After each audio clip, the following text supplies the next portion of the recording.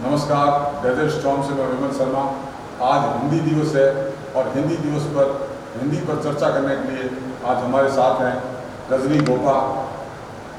MA Hindi में की हुई उनके और वर्तमान में वे शहीद सागरमल गोपा उच्च माध्यमिक विद्यालय में कार्यरत है। और दूसरे मेहमान हमारे साथ में उगम दान चारण, जो भी हिंदी में एमए है और वर्तमान में डाइट के प्राचार्य हैं। आज हम उनसे हिंदी विषय पर चर्चा करेंगे कि आज देश में जो हिंदी के हालात है वो किस स्थिति में है और हिंदी को लेकर लोगों की क्या मानसिकता है। वर्तमान में जो स्थिति है उसमें जैसा लोग समझते हैं कि हिंदी से ज़्यादा अंग्रेजी बोलने वाले को तवज्जो दी जाती है, मगर हिंदी चूँकि हमारी राष्ट्रभाषा है उसको आगे बढ़ाने के लिए क्या क्या प्रयास होने चाहिए और क्या क्या प्रयास सरकार की तरफ से हुए हैं और कब से ये हिंदी भाषा हमारी राजभाषा हुई है, इस संबंध में हम हमारे मेहमानों से चर्चा करेंगे। सबसे पहले तो मैं रजनी जी का और उगम दान जी का स्वागत करूँगा हमारे डेजर्ट स्टॉर्म स्टूडियो में। उगम दान जी, देश में आज हिंदी की स्थिति क्या है? विमल जी, वैसे देखा जाए तो आज तो हिंदी की स्थिति बहुत अच्छी है। समय समय पर हिंदी को बढ़ावा देने के लिए सरकार ने कई आयोग भी गठित किए। राजभाषा आयोग 1963, राजभाषा आयोग 1968, राजभाषा आयोग 1990। इसके अनुसार हिंदी का प्रचार प्रसार करने के लिए हम हिंदी दिवस भी 14 सितंबर को हम हिंदी दिवस भी मनाते हैं और हमारे आम जन में ये जागृति प्रचार प्रसार करके लाते हैं कि हिंदी हमारी राष्ट्रभाषा है और हम हर कार्य हिंदी में करें तो निश्चित रूप से हमारे बच्चे आगे बढ़ेंगे और हिंदी का प्रचार प्रसार ज़्यादा से ज़्यादा होगा। हिंदी का प्रचार प्रसार ज़्यादा से ज़्यादा होगा। वर्तमान स्थिति पहले से सुधर रही है। जिस तरह से भारतीय संविधान के अनुच्छेद 343 में हिंदी को राजभाषा घोषित की गई, उसके बाद जैसा कि आपने बताया समय समय पर आयोग गठित हुए। 1963 में आयोग गठित हुआ, उसमें द्वितीय भाषा के रूप में अंग्रेजी को रखा गया।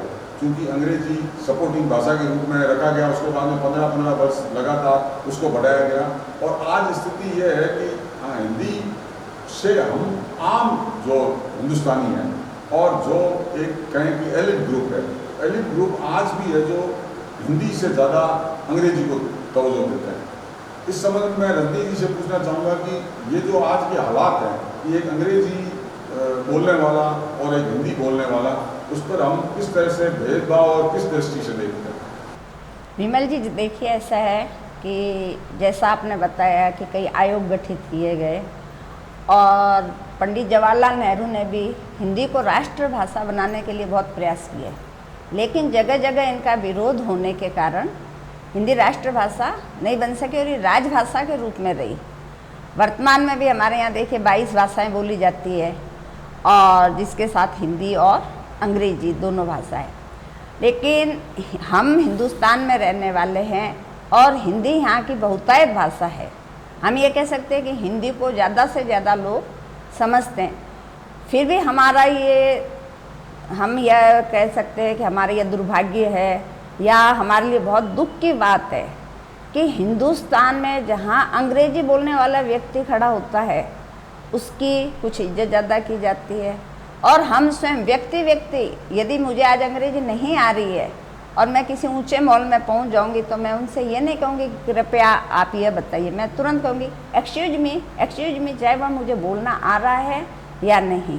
तो इस तरह से एक हिंदी के प्रति जो आकर्षण है वो बहुत ज़्यादा बढ़ता जा रहा है और शायद इसीलिए हमारे यहाँ क्या है कि जैसे ये 14 सितंबर को हिंदी दिवस मनाया जाता है, लेकिन ये एक कमरों में रह जाता है और हम लोग क्या साल में एक बार मना लेते हैं। मेरे जैसी अभी आज मैं स्टूडियो में आपके सामने वार्तालाप कर रही हूँ, कई बार हम भाषण दे देते हैं, लेकिन जब तक हम तहे दिल से हिंदी को अपनी राष्ट्रभाषा मानने के लिए तैयार नहीं होंगे, हम जब तक हिंदी बोलने वालों का आदर नहीं करेंगे, जब विदेश में जाकर हम हिंदी में भाषण नहीं देंगे, हमें हमारी जो न्याय की जो भाषा है वह जब तक हिंदी नहीं होगी, जब तक हिंदी अपना वह उच्च स्तर नहीं प्राप्त कर सकती है।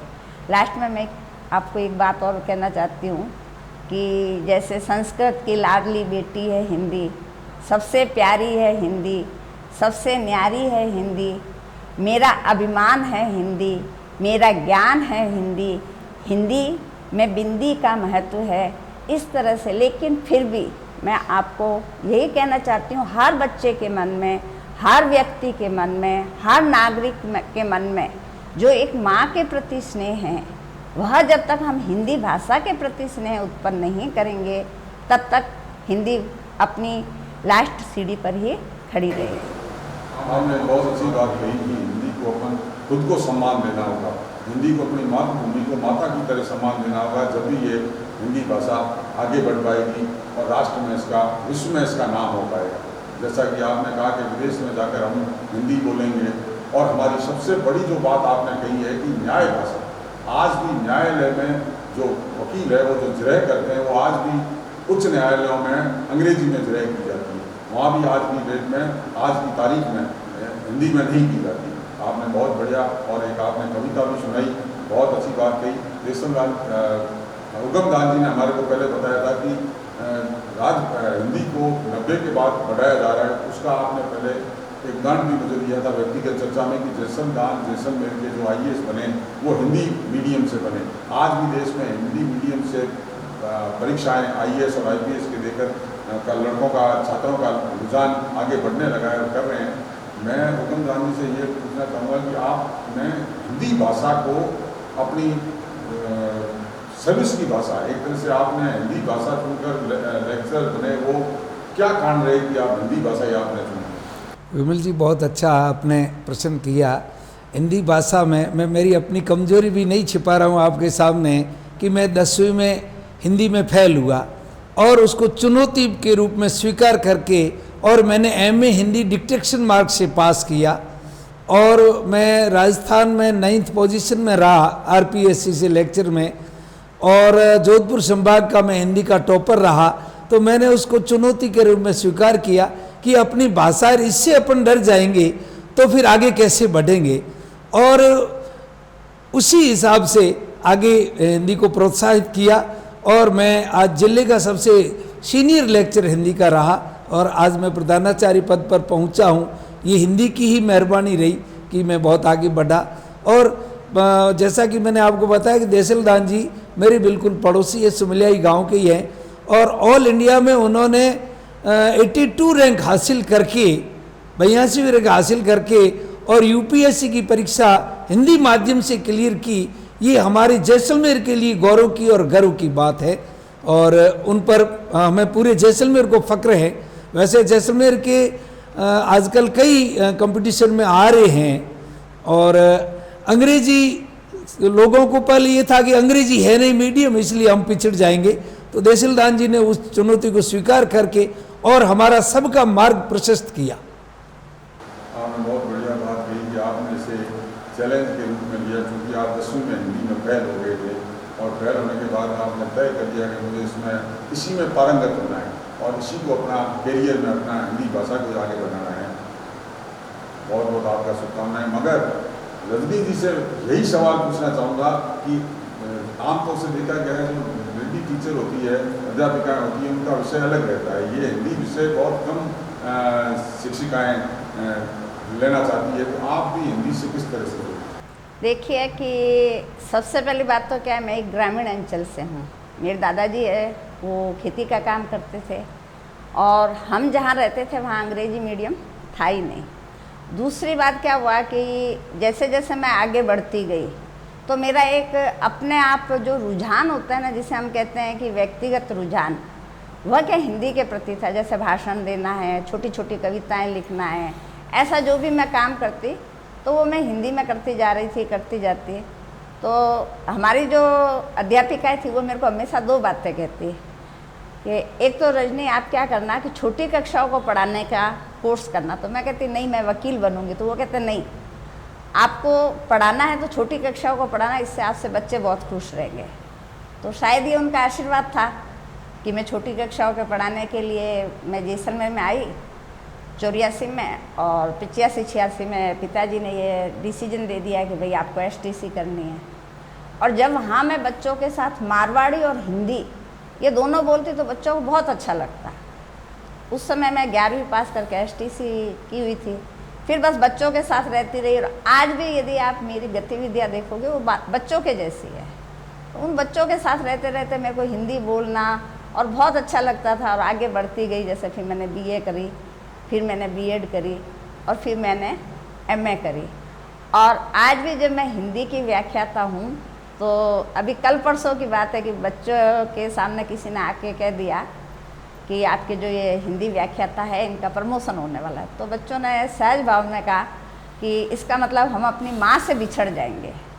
तो मैंने हिंदी को अपनी माँ के रूप में देखा और उस दिन मुझे एहसास हुआ कि इस हिंदी ने ही इतने सारे बच्चों की मुझे एक माँ बना दिया। और ये कहना जैसे लोग कई बार होता है कि हम अंग्रेजी में जाए, तो मुझे पता नहीं क्यों बचपन से लेकर आज तक ना तो ज़्यादा अंग्रेजी के प्रति रुझान रहा। मैंने मेरी दोनों बेटियों को भी हिंदी में ही पढ़ाया और हिंदी में ही मैं हमेशा रुचि रहती रही। रजनी जी ने एक तरह से हमारे सारे दर्शकों को भावुक कर दिया। उन्होंने हिंदी को एक माता के समान बताया कि माता का जिस तरह हम सम्मान करते हैं उस तरह अगर उनका सम्मान करेंगे, सहज भाषा में हिंदी का उपयोग करेंगे और हिंदी को अपना करियर के रूप में बनाने का प्रयास करेंगे। हिंदी दिवस पर हम हमेशा ये रहता है हिंदी दिवस मनाया जाए, हिंदी दिवस के माध्यम से सब जगह हिंदी में कार्य हो। ये चूँकि हम एक रूप से करना चाहते हैं, मगर ऐसी नौबत क्यों आए कि हिंदी दिवस हमें मनाना पड़े? क्योंकि हम भारतीय हैं और हमें हिंदी में ही कोई अपनी एक तरह से राष्ट्रभाषा बनाकर उसको उपयोग करना चाहिए।